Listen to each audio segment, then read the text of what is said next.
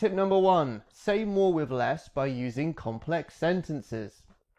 As you may know, a sentence is a group of words that expresses one complete thought. A simple sentence is one main clause or independent clause. It has one subject, a thing that does the action, and one predicate, the thing that comes after the subject in the sentence. So here we have the dog, the subject, barks, predicate.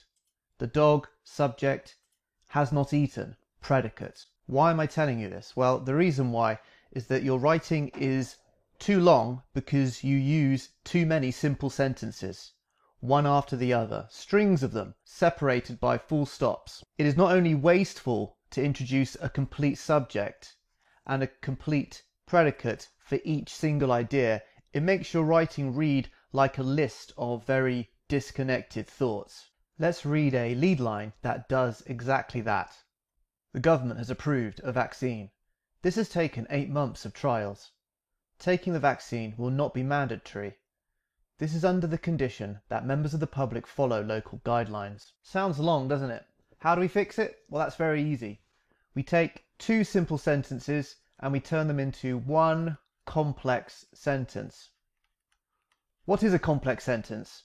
It's a main clause with a subordinate clause.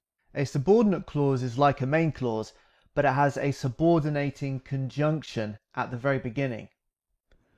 A subordinate clause cannot make sense on its own, whereas a main clause can. The subordinating conjunctions are like the bridge that helps establish this relationship between the 2 simple sentences. Sentence 2 is clearly the reason why sentence 1 has happened, and we have a whole category of subordinating conjunctions which are used for reasons.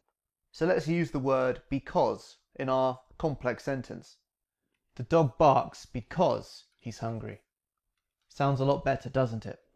And you kind of already knew this, but what I want you to do is to constantly question the relationship between your simple sentences and see if there is a subordinated conjunction that can be used to help bridge the gap between those 2 thoughts. We like complex sentences in journalism because they can make an important point about a subject and do so in a more economical way. Let's read our lead line one more time.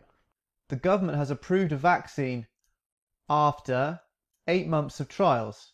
Taking the vaccine will not be mandatory, provided that members of the public follow local guidelines. This sounds so much better, and the good thing is you've taken up less of the reader or listener's time. That's it for today. Thank you very much. I have left a whole list of subordinating conjunctions that you can use at your disposal in the comment section below. Peace out.